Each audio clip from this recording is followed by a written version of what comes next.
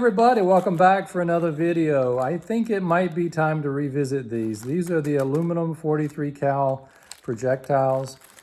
My biggest video, this video has really been the most views of any that I have. It's well over 30,000 views right now. I don't know exactly what's driving it. I don't know if it was the fact that I had used these aluminum ammo and they were really able to penetrate very well. And I think that's very surprising. I don't know if it was that or the fact that I was seeing some scuffing of the inside of my barrel, and I did a lot of demo to show you how you can clean that out, and it was doing a little scratching. So one of the things that I figure I would test is I got one suggestion that maybe the bore match might be a little off, and if the bore match is a little too tight, that might be the problem. But I don't think that's the case, but I can show you right here. If I drop in any round into the breech, it just goes right through. Lost that one. Put this one in. And you'll see it go out. You can see right here, they just go in and they roll right through. So that's not a problem. There's plenty of barrel space there. Hard to see here in this lighting, but these just roll right through. So it's not an issue of the bore size of these being too tight. So I can rule that out. But there was this scratching that was occurring on the inside of the barrel. So I'm going to address that by doing just some general lubing of the balls, and I may even run some through the inside of the barrel, and then we'll do some testing. So let's do that again. I think it's time to revisit these aluminum balls. I think they're very interesting. So what it is, I put some of these inside of a little container here, and I've got a ball in there with a few drops of these Tech T gun drops, and I'm just mix them up one at a time, make sure they got some lube on them, and then I'm loading a magazine that I've already got set up with my CO2. I'm going to load the magazine. Then we're going to go in and I'm going to run them, and we'll see how they do. I'll do a chrono first, and then we're going to do some damage testing. I just want to see what we get from these. I hear there's a lot of interest, and there's a lot of interest in my past videos, so let's see what these do.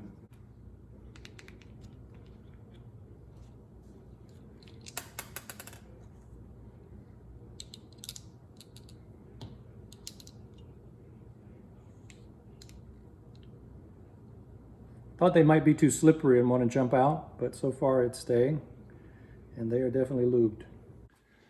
All right, first up, I'm going to do 1 or 2 chrono just to see where this is at with these projectiles, which I didn't really get that very well last time because I shut off the camera. So let's see what we get.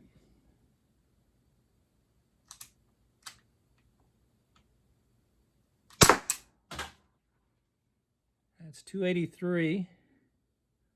Hope you can see that. One more.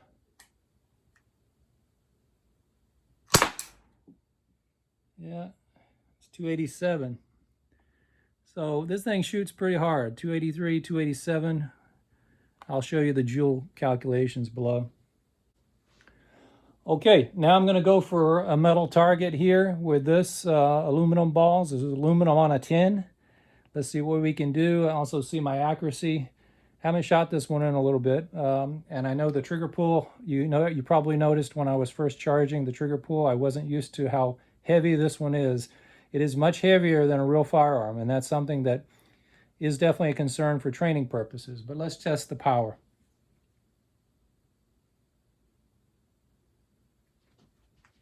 All right.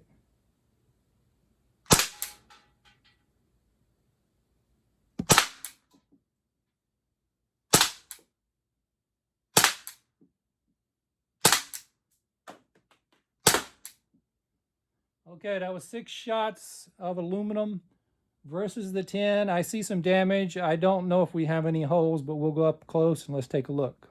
All right, let's see what kind of damage we got. I know I was on target for most of those. I was hoping that maybe with the aluminum versus tin, you might have a better result than what you got with the nylon rounds. These are pretty good dents. Definitely a strong hit, but I didn't get any penetration on the tin, and this is a pretty strong tin. And you can see all of my hits here and the back side. So those are hitting really hard. Definitely this is stronger than the plastic that I shot before. So that really tells me something. Let me examine the balls and let's see what they look like. This is 7 of them that I found. I'm still looking for one of them. I don't see any damage to the aluminum rounds. I don't see any dents.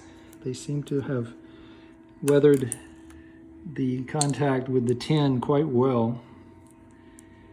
And they're pretty strong. Key question is the barrel, and it's very hard to see without a flashlight. So whether I can tell right here or not is going to be hard to tell. Yeah, it's very hard to tell. So let me take a look offline. All right, found every one of the rounds. Got them lubed again. Good news is my preliminary look at the barrel does show that by having it lubed, it seems to be quite clean. I don't see any problems with scratching. I think that makes a big difference. There's quite a bit of lube around the barrel right now and the balls are still lubed, so I'm going to give it a try one more time. And I'm going to continue on the same target. Let's see if we can even get through eventually. That was 6 shots. I'm going to try to see if I can get all 8 on target this time.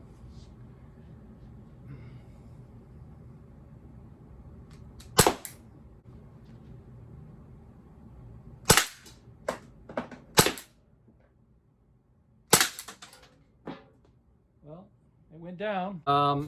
So I got another shot or 2 off. Didn't really do any more obvious damage here, and it fell. So nothing major new there. Okay, I'm counting that was 3 projectiles. At least that's what I found. So let's take another couple shots. Let's finish this mag. There should be 5 more. Let's see if they're all firing.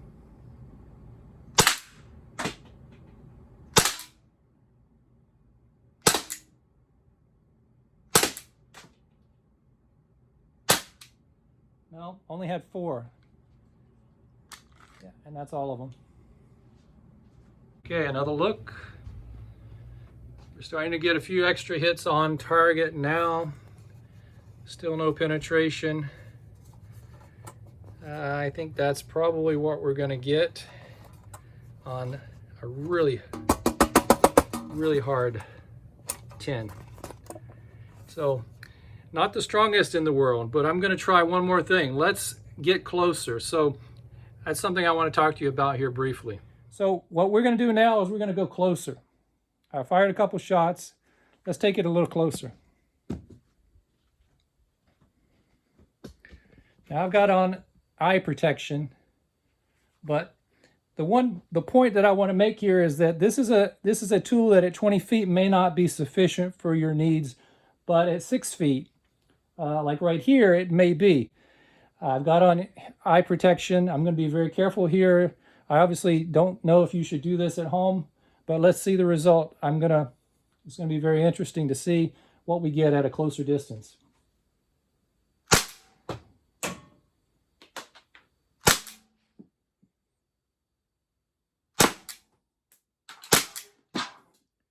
Okay, that's several shots. All right, this is what we got up close. So now, let's try point blank, but we're going to do it with the camera facing this way. And even there, I'm afraid that's too close. Let's try something else. Okay. Don't try this at home. Point blank shot. Right here. I think that's all. Yeah. Well, point blank shot was this one right here. So right here in the corner. Again, nice hit. Probably similar or is just as strong as some of my first shots, but it wasn't enough to pierce it all the way through. So again, these would hurt. And if you're point blank and you're using this, I think that's probably one of the most effective ways to use it is you pull it and you're using it in some form like this. as opposed to you pulling it 20 feet. So if you're grappling and you need an extra hand, or you don't have a pepper spray and you have something like this, and you can put a few shots strategically here or there, I think that's the way to go with this type of tool. Up close and personal also, in a tussle, you're less likely to draw attention from bystanders. I think that's another big plus of that kind of approach. Power is what it is. Even using the great aluminum rounds, you can see what we get. Pretty good hits, but no penetration. That's actually ideal. We don't want a lot of penetration. We want good solid hits, but do we really want to be penetrating this metal? Probably not. That's a solid less lethal, and that could be used up close. That's an option. One thing that I did this time was I made sure that it was well lubed, and I was able to preserve the barrel without any issues, and so that was a big advantage using the lubed balls. Now, is that practical for self-defense? I don't really think it is. I lubed them. If you had lubed them and stored them in here, would they stay lubed long enough? I think if you use a grease that's going to be too thick, the lube is great, but the lube doesn't last very long. Now, if you're rigorous enough to do that every day and make sure they're lubed, I think that's something you could do, and you can protect your barrel. And that worked just fine. I got the balls, and all the ones that were shot, they're just pristine, no effects on the tin. Now, if I shot these against something that was notably more strong and that didn't dent and they just reflected back, I think we might be getting some dents, but these are perfectly spherical and no issues there. So I think we learned a lot. And I think my point is that this is what you're going to get even with aluminum balls. The power that you get is what you get. Even if you go up close, this was a point blank shot on the third mag. These were all 20-foot shots on the earlier mags. Is the point blank shot any better? It might be a little better. So maybe on the first mag, maybe that's something worth trying next time. But for right now, I'd say this is great. You don't necessarily want a lot more power than this, especially if I can convince you that you should use this up close and personal. Use this in a essentially point blank to a few feet range in those kind of situations where the person has already breached that much of your space. That's where I think this kind of weapon can shine, because it's not going to give you a great buffer, but if they've breached that buffer, this is the kind of thing that can be used. And I think I address that here, but there may be some additional things that I can do. Let me know what you think. Are there other tests that you'd like to see with the Glock 17 Gen 5 43 cal using these aluminum rounds? I look forward to hearing from you. Everybody just be safe, take care of yourself and your family. See you next time.